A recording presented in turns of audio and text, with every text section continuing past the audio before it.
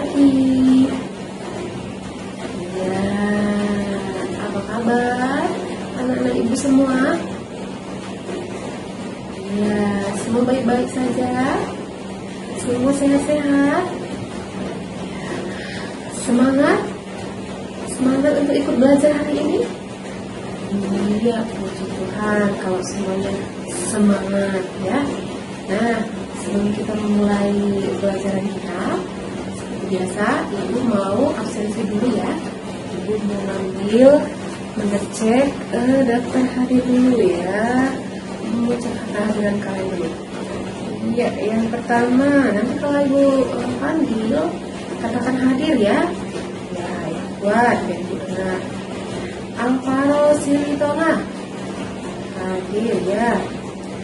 Arif Hasan hadir. Nadia Habeahan hadir. Elizabeth Sinaga hadir. Rizky Bremana oke hadir. Wah, semua hari ini anak-anak ibu hadir ya.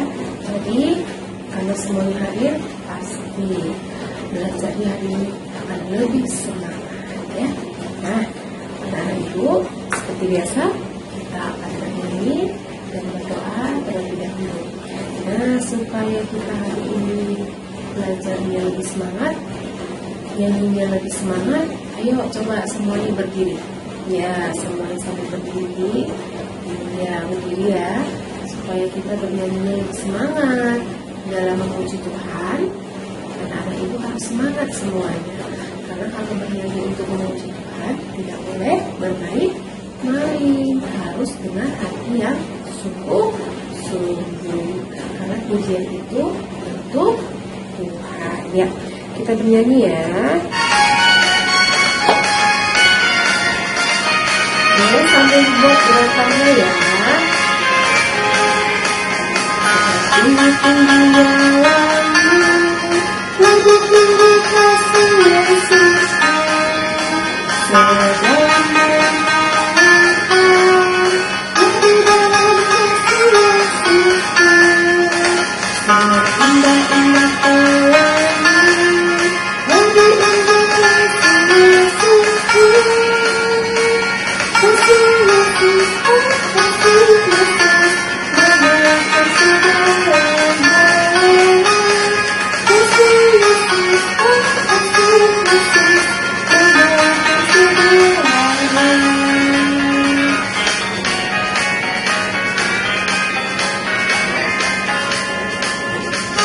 Tinggi-tinggi langit, tinggi-tinggi kasih Yesus.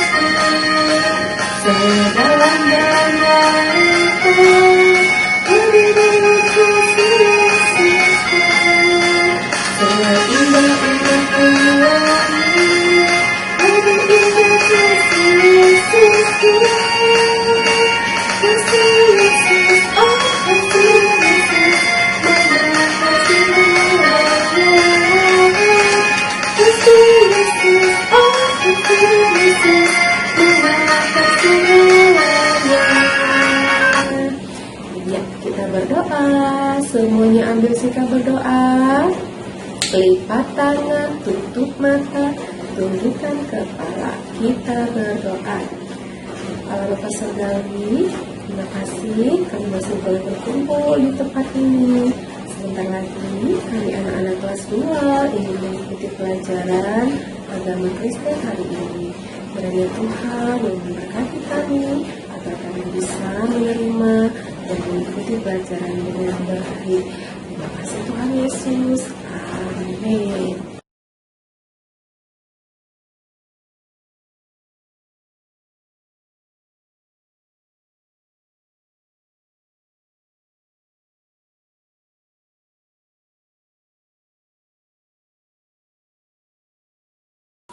Nah, hari ini kita akan belajar tentang tanggung jawabku di rumah ya. Jadi itulah materi pembelajaran kita pada hari ini, yaitu tentang tanggung jawab. Nah, adapun tujuan pembelajaran kita pada saat ini yaitu yang pertama, setelah mengikuti serangkaian pembelajaran nanti ya, yang pertama menyebutkan pengertian tentang tanggung jawab secara sederhana. Yang kedua, menyebutkan contoh-contoh tanggung jawab di rumah. Yang ketiga, menuliskan akibat apabila tidak melakukan tanggung jawab di rumah. Yang keempat, melakukan atau melaksanakan bentuk tanggung jawab di rumah melalui tindakan-tindakan yang sederhana yang sesuai dengan usia. Nah, itulah tujuan pembelajaran yang hendak kita capai pada hari. Ya. Nah, baik. Sekarang Ibu ingin menjelaskan dulu tentang apa arti dari tanggung jawab. Nah, tanggung jawab menurut Kamus Besar Bahasa Indonesia itu artinya adalah keadaan di mana seseorang wajib menanggung segala sesuatu sehingga berkewajiban menanggung, memikul tanggung jawab, menanggung segala sesuatunya, atau memberikan jawab dan menanggung segala akibatnya.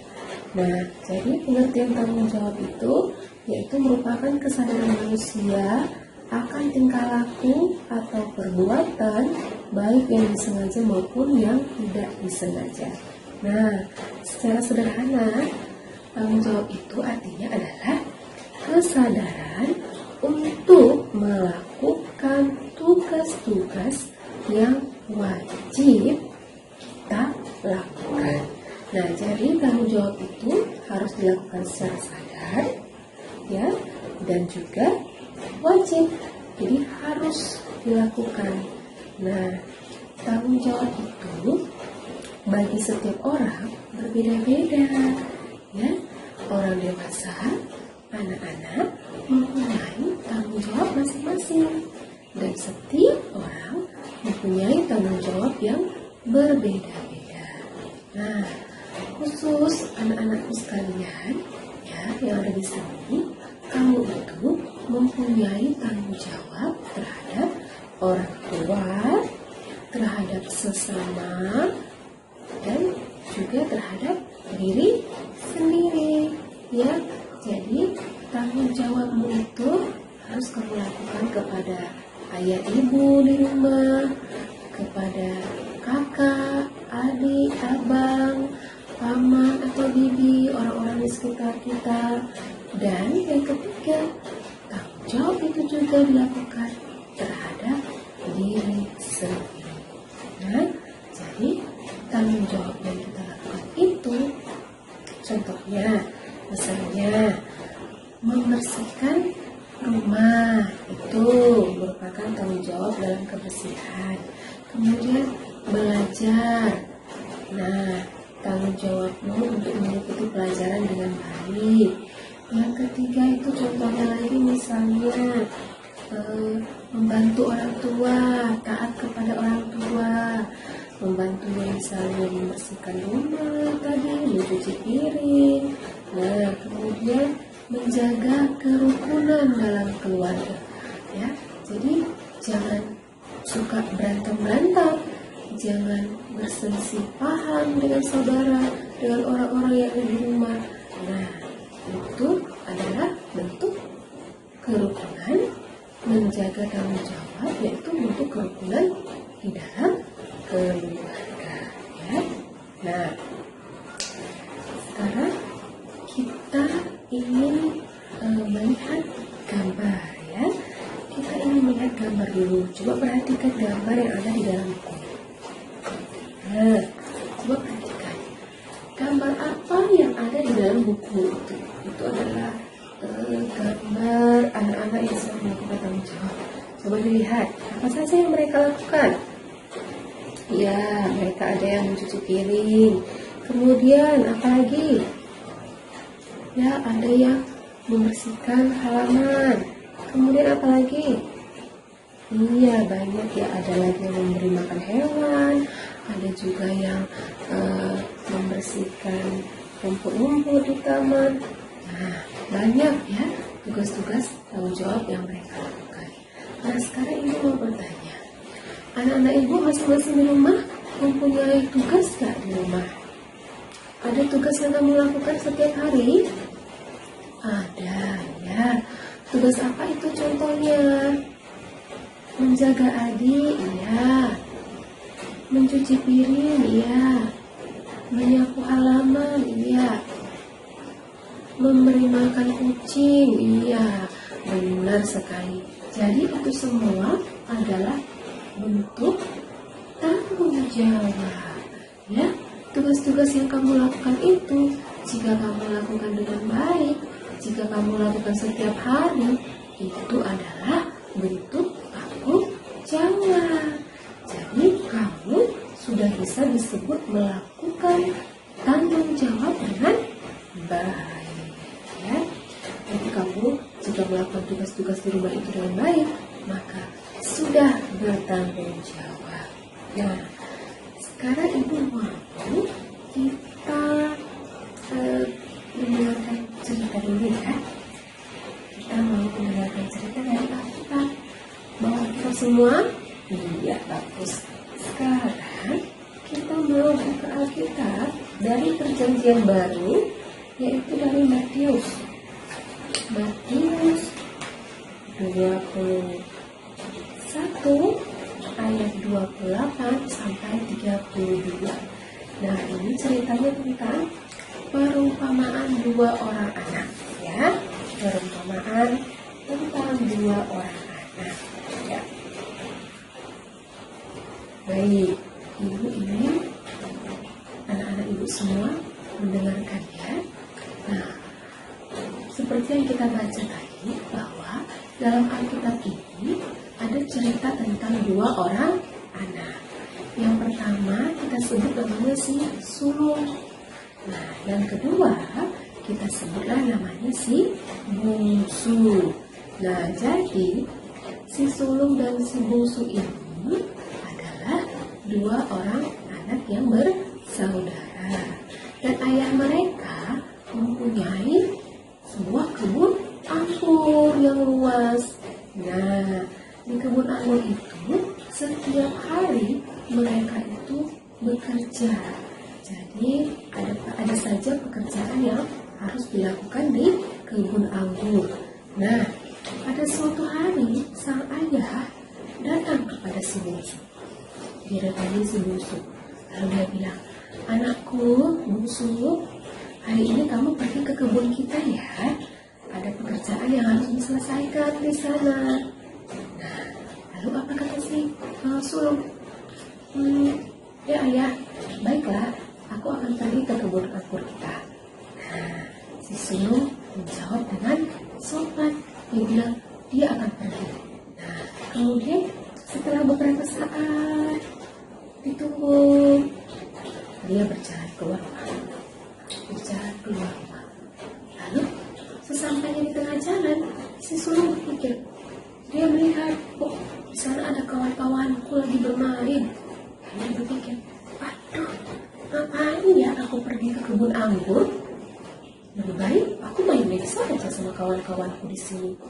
Nah, lalu apa yang terjadi? Si sulung akhirnya main-main dengan temannya. Dia tidak jadi berangkat ke kebun anggur. Nah, sementara di rumah, ayahnya datang lagi menjumpai si bungsu. "Halo bungsu, anakku, hari ini kamu pergi ke kebun kita ya, karena hari ini ada pekerjaan yang akan diselesaikan di kebun." Nah, si bungsu menjawab apa? Dia bilang, "Aduh ayah, aku malas ngapain sih ke kebun? Aku lagi capek, aku istirahat di rumah saja ah." Nah, lalu si bungsu pergi ke dalam kamar. Nah, kemudian beberapa saat di dalam kamar, si bungsu berpikir, kenapa ya aku tadi menolak suruhan ayah? Seharusnya aku kan pergi ke kebun anggur. Itu kan sudah tanggung jawabku untuk membantu ayah menyelesaikan pekerjaan di kebun. Aku menyesal menolak ayah. Kalau begitu, aku pergi saja sekarang. Nah, lalu si bungsu pergi. Dia pergi keluar rumah, lalu dia menuju ke kebun anggur ayah. Nah, dari cerita ini tadi, si sulung dan si bungsu. Kalau kita lihat tadi, siapa yang taat kepada ayahnya? Iya, sudah pasti si bungsu ya. Si bungsu yang awalnya menolak suruhan ayahnya, tetapi karena dia berpikir, kemudian dia menyesal, akhirnya dia pergi ke kebun anggur. Nah, sedangkan si sulung, iya, awalnya si sulung bilang, iya ayah, aku akan pergi ke kebun anggur. Tapi di tengah jalan, tiba-tiba dia berubah pikiran. Dia malas dan akhirnya dia memilih bermain bersama teman-temannya. Nah, jadi si bungsulah anak yang melakukan tanggung jawab terhadap orang tuanya. Dia menaati dan mematuhi perintah orang tuanya untuk bekerja di kebun anggur. Nah, begitu juga ya, anakku, dengan manusia. Manusia itu kalau sudah menyesal, sudah bertobat, walaupun dulunya dia mempunyai sifat yang jahat, tapi kalau dia sudah kembali ke jalan yang benar, dia sudah percaya kepada Bapa, maka Bapa pasti akan menerima dia kembali. Demikian si bungsu tadi, dia menyesali perbuatannya, lalu dia berbalik untuk melakukan tanggung jawabnya.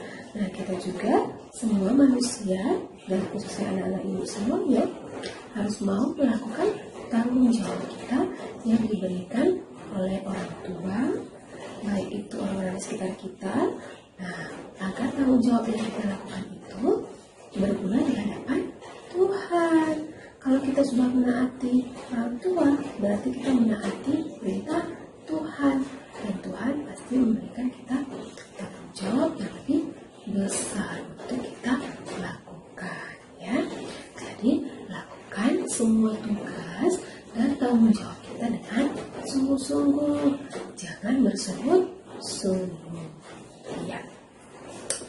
Nah, sekarang ibu ini, anak-anak ibu semua menuliskan tugas ya, ataupun tanggung jawab yang kamu lakukan di rumah ya, di rumah masing-masing.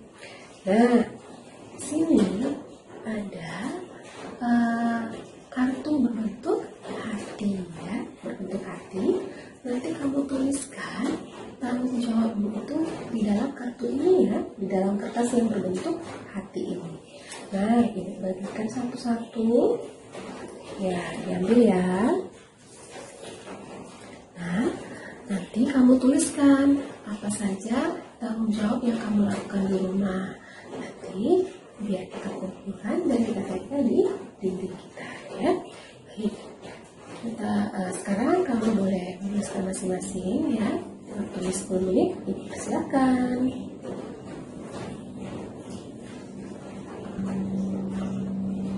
Ya, baiklah. Sudah selesai semuanya? Sudah? Iya, baik. Sekarang dikumpul ya. Ya. Nah, baik. Sekarang ibu bacakan dulu ya tanggung jawab yang kamu lakukan. Ada di sini mencuci piring, ada menyapu halaman, ada merapikan tempat tidur, ada yang belajar, menjaga adik. Semuanya sudah betul ya. Jadi anak-anak ibu sudah paham ya apa saja bentuk tanggung jawab yang harus kamu lakukan di rumah. Nah, sekarang kertas hatinya kita tempel ya. Nah, ini dia hasil karyanya. Sudah ibu tempel ya di dinding kita. Sudah bagus semuanya. Setelah tadi kita menuliskan bentuk tanggung jawab yang kita lakukan di rumah, nah sekarang ibu ingin kalian berdiskusi dengan teman-teman kalian sebangku. Nah, apa akibat kalau kita tidak melakukan tanggung jawab di rumah? Ya, Apa akibatnya? Coba diskusikan dulu dengan teman-temannya. Ya, setelah berdiskusi, nah sekarang ibu ingin anak-anak ibu membacakan hasil diskusinya. Apa akibat dari jika kita tidak melakukan tanggung jawab kita di rumah? Ya, coba Alvaro dan Nadia. Ya, apa akibat yang akan terjadi bila kita tidak melakukan tanggung jawab? Ya, rumah jadi berantakan. Ya, jadi kalau kita tidak menyapu, tidak membersihkan rumah, maka rumah kita akan menjadi berantakan. Semua berantakan, amburadul. Misalnya bangun pagi, kamar tidak dibersihkan, tidak disapu, selimut tidak dilipat, dibiarkan saja, maka pasti kelihatan berantakan.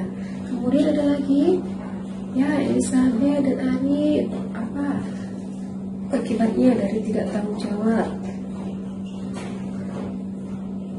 Ya, tidak ada kedamaian. Oh, tidak ada kedamaian kalau kita berantem di rumah. Misalnya kakak dengan abang, adik dengan kakak berantem, maka pasti tidak akan ada kedamaian di rumah, karena kita harus menjaga kerukunan dalam keluarga. Nah, kemudian ada lagi yang lain. Iya, hidup kita jadi tidak tertib. Kenapa? Kalau kita tidak melakukan tugas-tugas kita, kalau kita tidak belajar dengan baik, pasti hidup kita tidak tertib. Maka kita tidak bisa memperoleh nilai yang bagus. Ya, kalau belajarnya sambil-sambilan, tidak belajar setiap hari, kadang mood, kadang tidak, maka nilainya pasti tidak akan memuaskan. Jadi kita harus melakukan tanggung jawab kita jika ingin memperoleh nilai yang bagus, yaitu tanggung jawab dalam belajar. Ya. Nah, jadi anak-anak ibu sudah bisa ya menuliskan apa akibat dari jika kita tidak melakukan tanggung jawab kita. Ya, sudah mengerti ya. Baiklah, sekarang coba lihat ada gambar ya. Kita mau mewarnai gambar dulu. Nah, itu dia ada gambar. Gambar apa itu? Iya, gambar seorang anak yang sedang membersihkan tempat tidurnya. Ya, dia melipat tempat tidurnya. Nah, sekarang kamu warnai gambarnya dengan bagus sesuai dengan warna-warna yang kamu rasa cocok ya.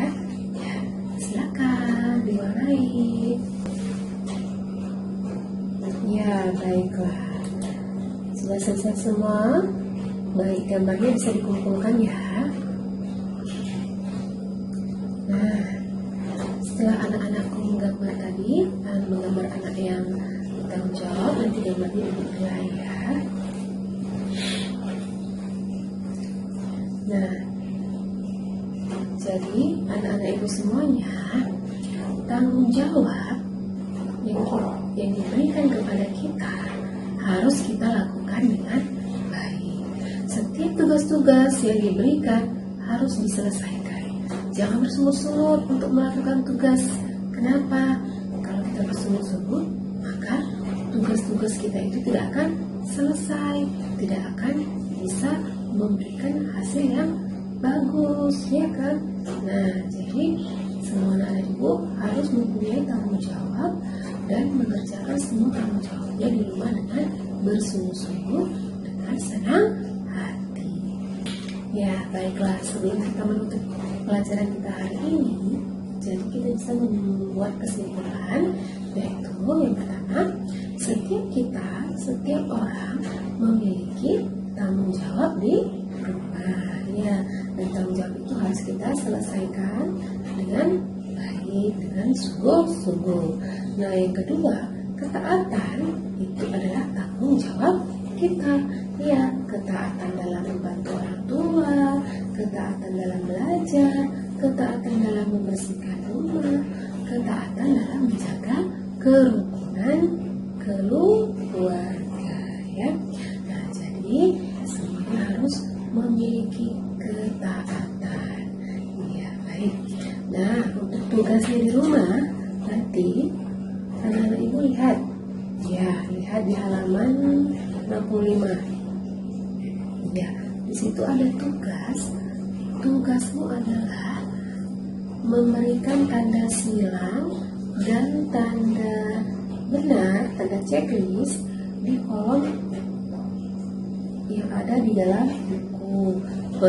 Tugas-tugas yang kamu lakukan dalam seminggu. Nanti minggu depan dikumpulkan dibawa dalam pertemuan pelajaran kita yang berikutnya. Baik, kita akan akhiri pelajaran kita. Kita mau berdoa.